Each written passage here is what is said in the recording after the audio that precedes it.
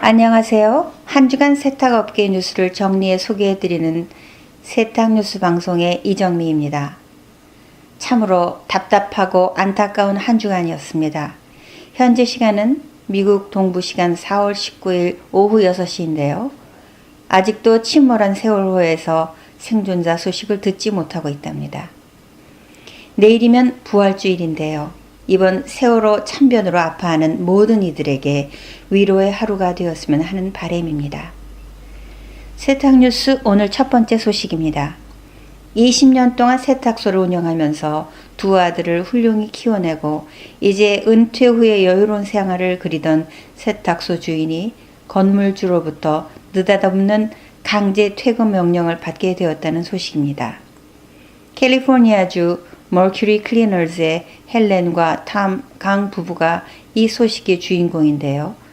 대형 주정부 기관인 총무부가 강씨 가족 세탁소가 위치한 16번가 건물의 주인이랍니다. 올해 초에 총무부는 건물을 검사한 결과 토질과 지하수가 오염되었다고 밝혔답니다. 강씨 가족은 그 후에 세탁소가 오염 문제를 더 악화시키고 있는지도 모른다는 내용의 편지를 Capital Area Development Authority, 약칭 CADA로부터 받았다고 합니다.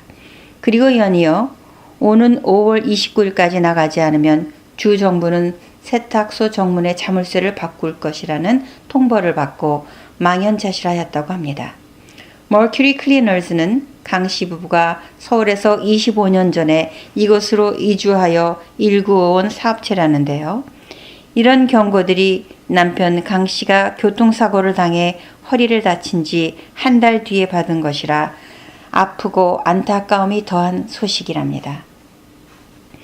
부인 헬렌 씨는 도대체 이해할 수 없었다며 뾰족한 방법이 없어 포기할까 아니면 근처 다른 건물에 드랍오프 세탁소를 개장할까 고심 중이라고 합니다.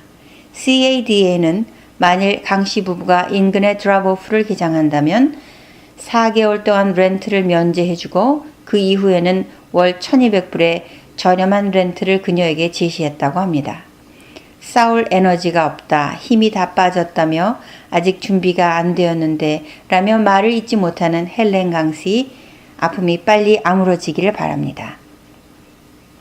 한편 세탁소 부지 오염 문제와 처리에 대한 뉴스들은 거의 하루 걸러 이어지고 있는 현실에 비추어 세탁인 스스로 이 문제에 대해 미리 예방하고 대처해 나가야 할 것입니다.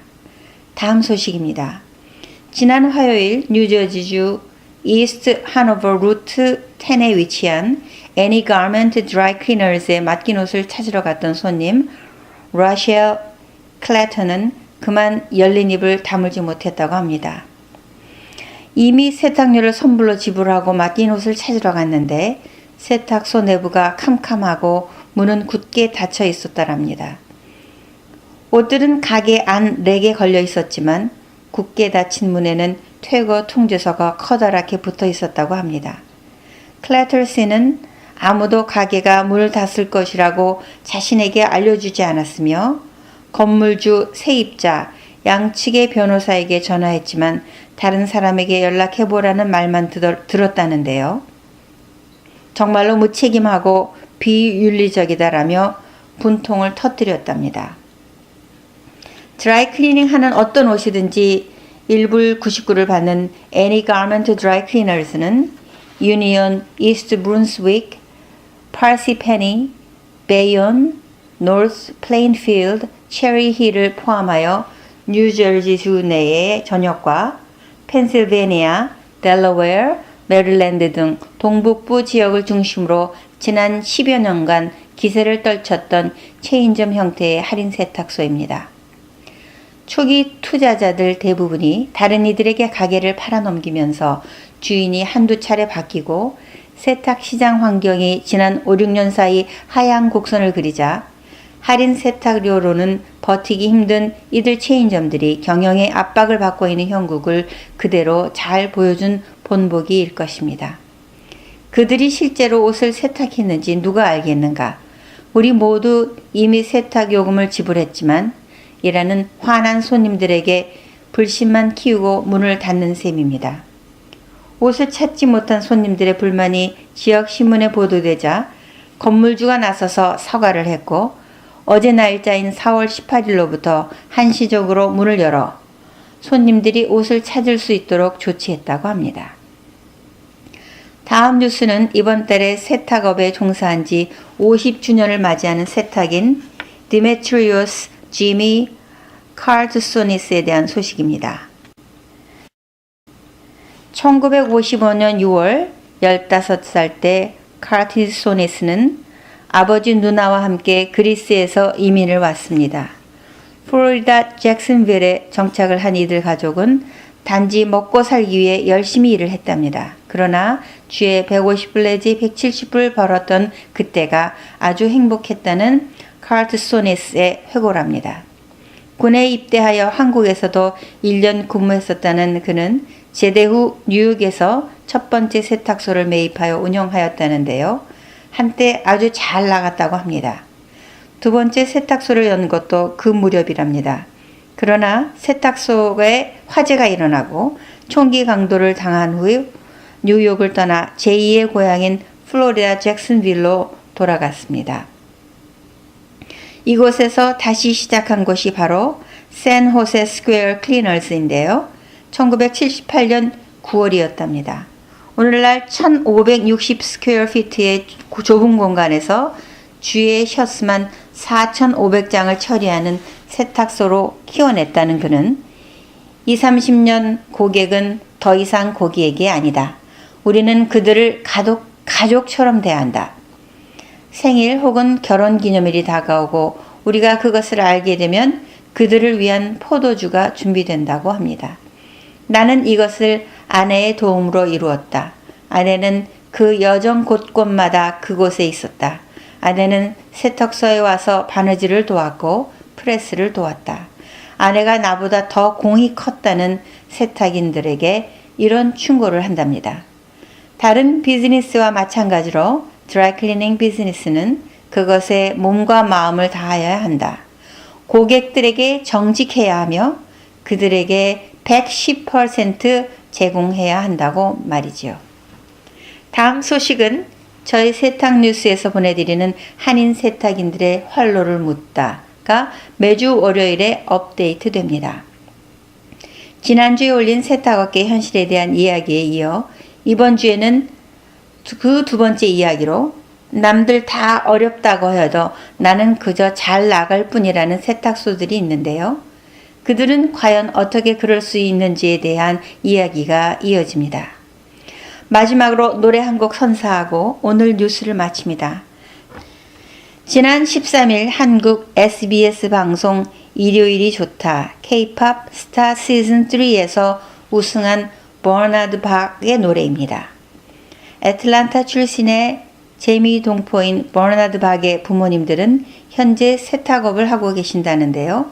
이날 우승을 응원하고 축하하려 생방송 현장을 찾은 부모님께 던진 버나드 박의 질문이 화제였다고 합니다. 그 질문은 바로 세탁소는 어떻게 하고요? 였답니다. 그 노래는 I Believe I Can Fly인데요. 그 노랫말은 이렇답니다. 볼 수 있다면 할 수도 있는 거야. 믿음이 있다면 다른 아무것도 필요 없어. 내가 날 수 있다고 믿어. 내가 하늘을 만질 수 있다고 믿어. 매일매일 상상하고 있는 걸. 노래말처럼 볼 수 있고 할 수 있고 날 수 있는 한 주간이 되시기를 빌며 지금까지 이정미였습니다.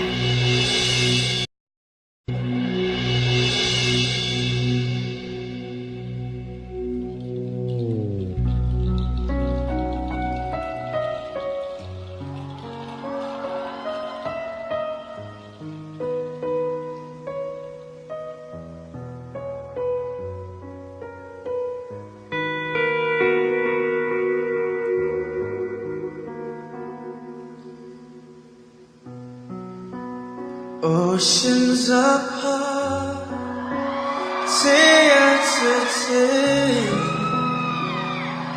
and I slowly go insane when I hear your voice.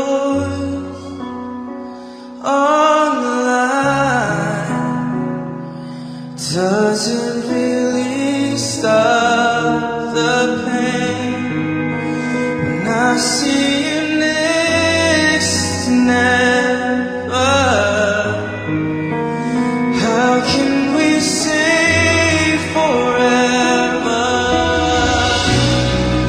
Wherever you go, whatever you do, I will be right here waiting for you.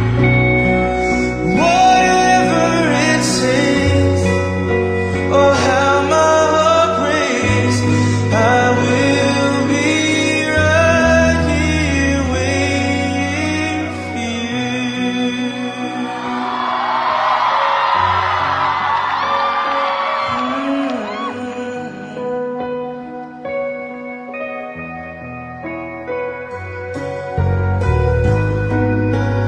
Oh, can't you see it, baby? You got me going crazy.